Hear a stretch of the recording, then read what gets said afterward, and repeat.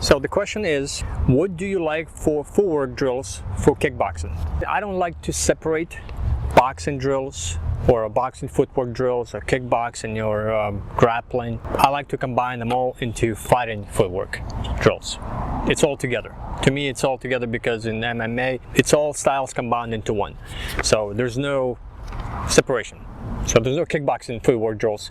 It's just fighting footwork drills.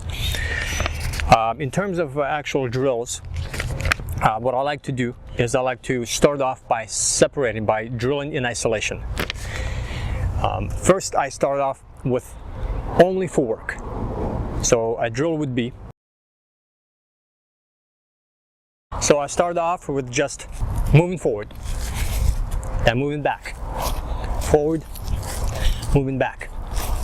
Sometimes I switch stances and I go from orthodox to southpaw, kind of moving the same way. And I do lateral movement, go side to side, back and forth, and incorporate both. I take two of them and I kind of move forward, side, side, forward. And I just kind of go back and forth for multiple minutes.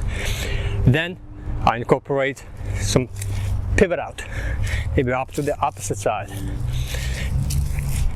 Maybe moving, lateral movement, pivot, forward, pivot. So I kind of go back and forth, isolate one movement, and kind of go back and forth, flow. Then incorporate another movement, maybe lateral. Then I begin to combine the two. Then I begin to pivot. Then I pick up speed. Then I go a little faster. Then, once I've kind of gotten maybe 10-15 minutes of just doing nothing but that, I begin to incorporate head movement. So moving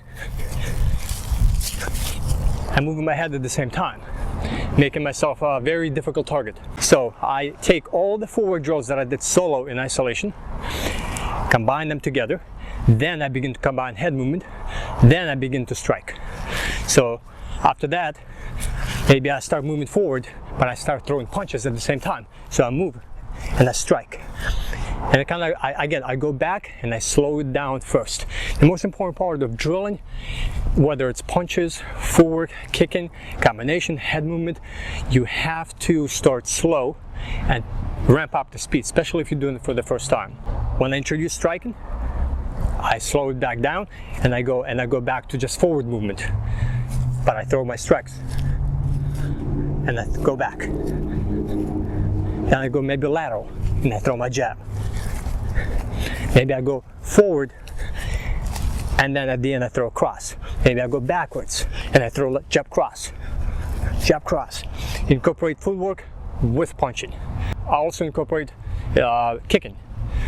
So for example, if I'm going to drill my forward movement, I throw a front kick, jab cross. And I'm using my footwork, but I'm now shuffling forward. Maybe I'm moving backwards. So I throw my front kick, I go back and I throw jab cross. Maybe I begin to work lateral movement, where I go jab, jab, cross, roundhouse. And I go back the opposite way, jab, jab, cross, front roundhouse. And I begin to incorporate kicking while I move what I did solo in just the footwork. I begin to kind of layer and add on top. That allows you to have a nice progression going, so you're not trying to squeeze everything all at once, either into one single session, or you're trying to go too far too fast, or you're trying to throw strikes but you don't have the proper footwork fundamentals down. And as you continue doing this, you basically get the muscle memory, and then you can begin to pick up speed. Now all of these drills are solo. If you can have somebody with the mitts, mitt work, when somebody can hold mitts for you, the beautiful thing about footwork is they can pressure you and they can make you move. They can go lateral, so you have to react. So you have to incorporate your footwork by reacting to somebody moving, a live opponent, by holding the mitts. They're not striking you, but they're pressuring you. So if you can have somebody hold the mitts, your footwork is going to dramatically improve. And also, of course, in everything that you do, if you want to be a good fighter, you have to spar. Light sparring is great because you can just work technique and you can just work your footwork and begin to incorporate punching and kicking into it. So also, if you're doing solo, you also go on the bag. So the same movement that you did in shadow boxing or on the mitts, you incorporate on the bag. Now with the bag, you cannot move forward too much. So you only have a small amount of distance to attack, because the bag is right there. So you kind of have to, it's a stationary opponent.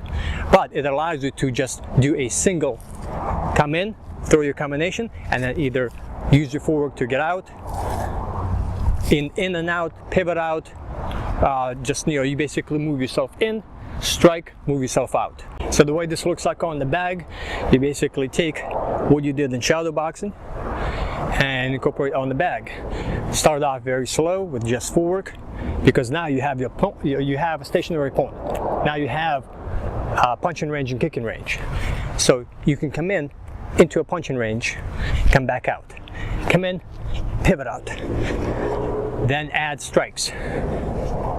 Move, footwork, bring yourself in, punch, deliver your combination, and then you move back out.